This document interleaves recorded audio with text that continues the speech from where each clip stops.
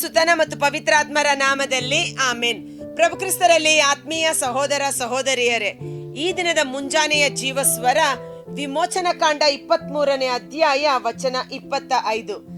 ಅನೇಕರು ಕೇಳುವುದು, ನಾವು ಬಲಿಪೂಜೆಗೆ ಹೋಗೋದೇನಿಕೆ, ಆರಾಧನೆಗೆ ಹೋಗೋದಿಕ್ಕೇನಿಕೆ, ನಮಗೆ ಸಮಯ ಇಲ್ಲ, ಕೆಲಸ ದುಡಿಬೇಕು, ಈ ರೀತಿ ನಾನಾ ವಿಧವಾದ ಕೆಲಸ ಕಾರ್ಯಗಳಲ್ಲೇ ತಲ್ಲೀನರಾಗಿರುತ್ತಾರೆ. ಆರಾಧನೆ ಮಾಡುವುದರಿಂದ ನಮಗೇನಾದರೂ ಲಾಭವಿದೆಯಾ?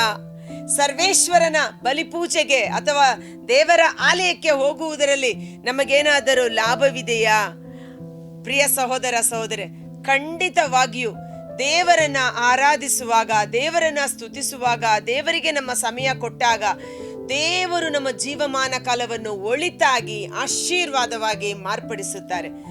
ಆರಾಧನೆ ಮಾಡುವುದರಿಂದ ನಮಗೆ ಆಗುವ ಲಾಭಗಳು ಏನು ಎಂದು ತಿಳಿದುಕೊಳ್ಳೋಣ. ಮೊಟ್ಟ ಮೊದಲನೇದಾಗಿ ವಿಮೋಚನ ಕಾಂಡ 23-25ರಲ್ಲಿ, ನಿಮ್ಮ ದೇವರೂ ಸರ್ವೇಶ್ವರನು ಆದ ನನ್ನೊಬ್ಬನನ್ನೇ ಆರಾಧಿಸಬೇಕು, ಆಗ ನಿಮ್ಮ ಅನ್ನಪಾನಗಳನ್ನು ಆಶೀರ್ವದಿಸುವೆನು. Praise the lord. ಸರ್ವೇಶ್ವರನನ್ನು ಯಾತಕ್ಕಾಗಿ ನಾವು ಆರಾಧಿಸಬೇಕು? ಇವತ್ತು ನಮ್ಮ ಅನ್ನಪಾನಗಳು ಆಶೀರ್ವದಿಸಲ್ಪಡಬೇಕು, ನಮ್ಮ ಕಣಜಗಳು ತುಂಬಿ ತುಳುಕಬೇಕು, ನಮ್ಮ ಕೈ ಕೆಲಸಗಳು ಅಭಿವೃದ್ಧಿಯಾಗಬೇಕು, ನಮಗೆ ಬರುವ ಕೇಡು ಆಶೀರ್ವಾದವಾಗಿ ಪರಿಣಮಿಸಬೇಕು. ನಿನ್ನ ಅನ್ನಪಾನಗಳನ್ನು ಆಶೀರ್ವದಿಸುತ್ತೇನೆ. ಅನ್ನಪಾನ ಆಶೀರ್ವದಿಸಲ್ಪಡುವುದು ಎಂದರೇನು? ಇವತ್ತು ನೋಡಿ, ಕೈಗೆ ಬಂದ ತುತ್ತು ಬಾಯಿಗೆ ಬರದಂತ ಒಂದು ದರಿದ್ರ ಸ್ಥಿತಿಯಾಗಿರಬಹುದು, ಅಥವಾ ಒಳ್ಳೊಳ್ಳೆ ಊಟ ಮಾಡಿದರೂ ಸಹ ಊಟ ಮಾಡಲು ನಮಗೆ ಕೃಪೆ ಇಲ್ಲದೆ ಇರಬಹುದು. ಇವತ್ತು ನೋಡಿ, ದೇವರು ಸ್ವರ್ಗದಿಂದ ಮನ್ನಾವನ್ನ ಸುರಿಸಿದ್ರು ಉಚಿತವಾಗಿ.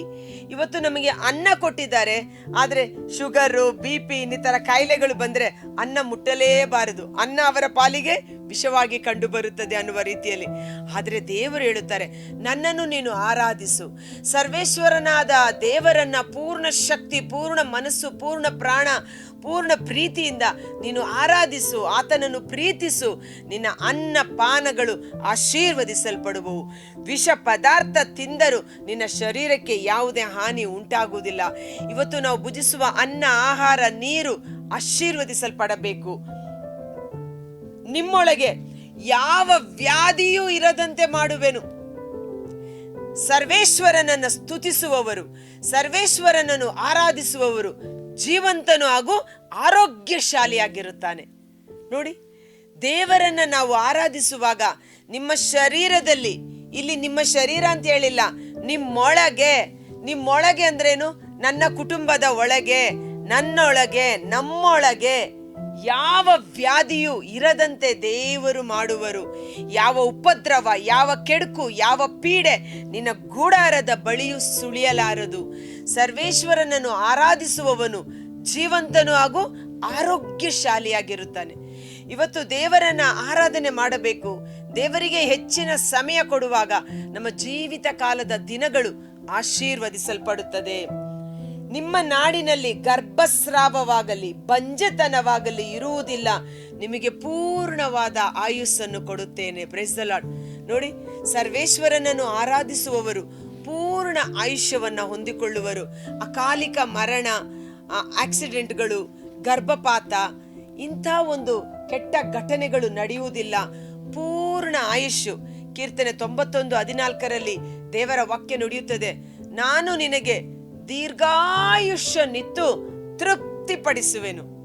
ತೃಪ್ತಿ ಅಂದ್ರೇನು?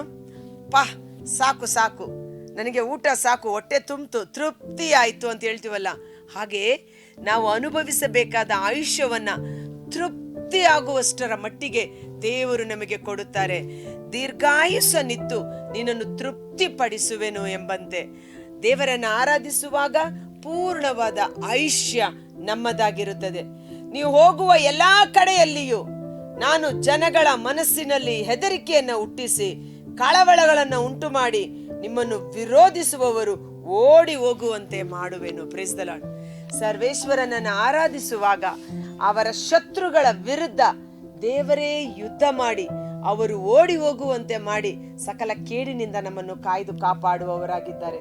ಆದ್ದರಿಂದ ಮುಂಜಾನೆ ಎದ್ದು ಅಸುಪ್ರಸನ್ನತೆಯ ಸಮಯದಲ್ಲಿ ದೇವರನ್ನು ಸ್ತುತಿಸಿ, ಮಹಿಮೆ ಪಡಿಸಿ, ಆರಾಧಿಸಿ, ಅವರ ಕೃಪೆಯಿಂದ ತುಂಬಿಸಲ್ಪಟ್ಟು, ಅವರ ಪ್ರಸನ್ನತೆಯಿಂದ ತುಂಬಿಸಲ್ಪಟ್ಟು ನಾವು ಆ ದಿನದ ಕೆಲಸ ಕಾರ್ಯಗಳನ್ನು ಮಾಡಲು ಮುಂದಾಗೋಣ.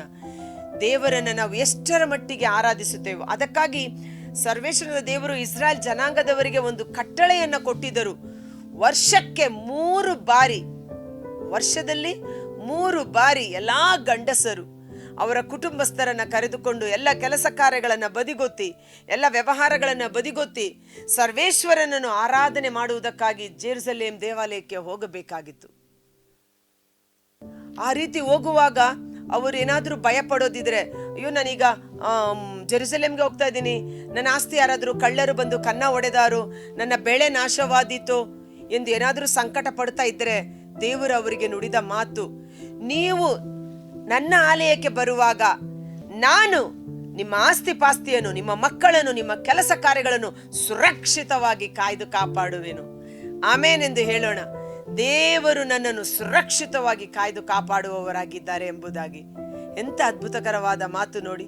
ಸರ್ವೇಶ್ವರನನ್ನು ಆರಾಧನೆ ಮಾಡುವುದಕ್ಕಾಗಿ ದೇವರಲ್ಲಿ ನಂಬಿಕೆ ಇಟ್ಟು ನಾವು ದೇವರ ಆಲಯಕ್ಕೆ ಹೋಗುವಾಗ ದೇವರು ನಮ್ಮ ಎಲ್ಲ ಕೆಲಸ ಕಾರ್ಯಗಳನ್ನ ಸುರಕ್ಷಿತವಾಗಿ ಕಾಯ್ದು ಕಾಪಾಡಿ ಆಶೀರ್ವದಿಸುವವರಾಗಿದ್ದಾರೆ. Praise the lord, hallelujah. ಮನಸ್ಸು ಮಾಡೋಣ, ಹೆಚ್ಚಾಗಿ ಆರಾಧನಾ ಕೂಟಗಳಲ್ಲಿ ಭಾಗವಹಿಸೋಣ, ಪರಮಪ್ರಸಾದದ ಪ್ರಸನ್ನತೆಯಲ್ಲಿದ್ದು ದೇವರನ್ನು ಆರಾಧಿಸೋಣ. ನಮಗಾಗಿ ಪರಮಪ್ರಸಾದದಲ್ಲಿ ರೊಟ್ಟಿಯ ರೂಪದಲ್ಲಿ ಕಾದು ನಿಂತಿರುವ ಪ್ರಭು ಯೇಸು, ದುಡಿದು ಭಾರ ಹೊತ್ತು ಬಳಲಿ ಬೆಂಡಾಗಿರುವ ಸರ್ವ ಜನರೇ, ನೀವೆಲ್ಲರೂ ನನ್ನ ಬಳಿಗೆ ಬನ್ನಿರಿ, ನಾನು ನಿಮಗೆ ವಿಶ್ರಾಂತಿಯನ್ನು ನೀಡುತ್ತೇನೆ. ನನ್ನಿಂದ ಕಲಿತುಕೊಳ್ಳಿರಿ, ನನ್ನ ನೊಗ ಹಗುರ, ನನ್ನ ಹೊರೆ ಸುಗಮ, ನಾನದನ್ನು ಸುಗಮವಾಗಿ ಮಾಡುತ್ತೇನೆಂದು. ಕರ್ತನಾದ ಯೇಸುವೇ, ಮುಂಜಾನೆ ಜೀವಸ್ವರವನ್ನು ಆಲಿಸುತ್ತಿರುವ ಪ್ರತಿಯೊಬ್ಬ ಸಹೋದರ ಸಹೋದರಿಯರು, ಅವರ ಕುಟುಂಬಗಳನ್ನು ನಿಮ್ಮ ಕರಗಳಿಗೆ ಸಮರ್ಪಿಸುತ್ತೇನೆ. ಅಂದು ಶದ್ರಕ್, ಮೇಷಕ್, ಅಬೇದ್ನೆಗೋ ಅವರು ಸರ್ವೇಶ್ವರನನ್ನು ನಾವು ಆರಾಧಿಸುತ್ತೇವೆ, ಅದನ್ನ ಬಿಟ್ಟು ಈ ವಿಗ್ರಹವನ್ನು ನಾವು ಆರಾಧನೆ ಮಾಡುವುದಿಲ್ಲ ಎಂದು ತಮ್ಮ ದೇಹವನ್ನೇ ಒಪ್ಪಿಸಿಕೊಟ್ಟರು. ಪ್ರಾಣವನ್ನು ಲೆಕ್ಕಿಸದೆ ಸರ್ವೇಶ್ವರನನ್ನು ಆರಾಧನೆ ಮಾಡಲು ಮುಂದಾದರು.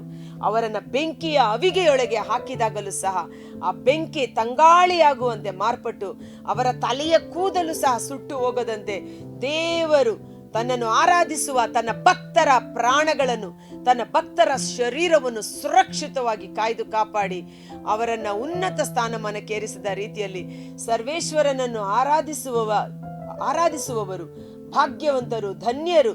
ದೇವರ ಆಶೀರ್ವಾದ ಅವರ ಮೇಲೆ ಸದಾಕಾಲ ನೆಲೆಗೊಳ್ಳುವುದು. ಸರ್ವೇಶ್ವರನ್ನು ನಾವು ಆರಾಧಿಸುವಾಗ ನಮ್ಮ ಅನ್ನಪಾನಗಳು ಆಶೀರ್ವದಿಸಲ್ಪಡಲಿ. ನಮ್ಮ ಕುಟುಂಬಗಳಲ್ಲಿ ಗರ್ಭಪಾತ, ಬಂಜೆತನ ನೀಗಿ ಹೋಗಲಿ. ಸಂತತಿ ಸಂತಾನದಲ್ಲಿ ಆಶೀರ್ವಾದ, ಅಭಿಷೇಕ, ಸಮೃದ್ಧಿ ಉಂಟಾಗಲಿ. ನಿಮ್ಮ ದನ, ಕರು, ಕುರಿ, ಪಶು, ಪಕ್ಷಿ, ಪ್ರಾಣಿಗಳಲ್ಲಿ ಸಂತಾನ ಪ್ರಾಪ್ತಿ ಉಂಟಾಗಲಿ. ನಿಮ್ಮ ಮಕ್ಕಳು ಮೊಮ್ಮಕ್ಕಳಲ್ಲಿ ಸಂತಾನ ಪ್ರಾಪ್ತಿ ಉಂಟಾಗಲಿ. ನಿಮ್ಮ ಕೆಲಸ ಕಾರ್ಯಗಳು ಆಶೀರ್ವದಿಸಲ್ಪಡಲಿ. ನಿಮ್ಮ ಶತ್ರುಗಳು ಒಟ್ಟಾಗಿ ಸೇರಿ ಬಂದರೂ 7 ದಾರಿಯಲ್ಲಿ ಚೆಲ್ಲಾಪಿಲ್ಲಿಯಾಗಿ ಓಡಿ ಹೋಗಲಿ. ಸರ್ವೇಶ್ವರನನ್ನು ಆರಾಧನೆ ಮಾಡುವವರ ಸುತ್ತಲೂ ಅವರ ದೇವದೂತನೇ ದಂಡಿಳಿದು ಕಾವಲಿದ್ದು ಕಾಯ್ದು ಕಾಪಾಡುತ್ತಾನೆ. ಈ ಒಂದು ದೈವಿಕ ಸಂರಕ್ಷಣೆ ನಮ್ಮ ಮೇಲೂ, ನಮ್ಮ ಕುಟುಂಬದ ಮೇಲೂ, ನಮ್ಮ ಸಂತತಿ ಸಂತಾನದ ಮೇಲೂ ನೆಲೆಗೊಳ್ಳಲಿ. ಪೂರ್ಣ ಶಕ್ತಿ, ಪೂರ್ಣ ಪ್ರಾಣ, ಪೂರ್ಣ ಹೃದಯ, ಪೂರ್ಣ ಮನಸ್ಸಿನಿಂದ ಸರ್ವೇಶ್ವರನನ್ನು ಆರಾಧಿಸುವ ಅಭಿಷೇಕ ನಮ್ಮೊಬ್ಬೊಬ್ಬರಲ್ಲಿ ಕಾರ್ಯ ಮಾಡುವಂತೆ ಯೇಸುವಿನ ಅದ್ಭುತಕರವಾದ ನಾಮದಲ್ಲಿ ಪ್ರಾರ್ಥಿಸಿ ಬೇಡಿ ಹೊಂದಿಕೊಳ್ಳುತ್ತೇವೆ. ಆಮೆನ್.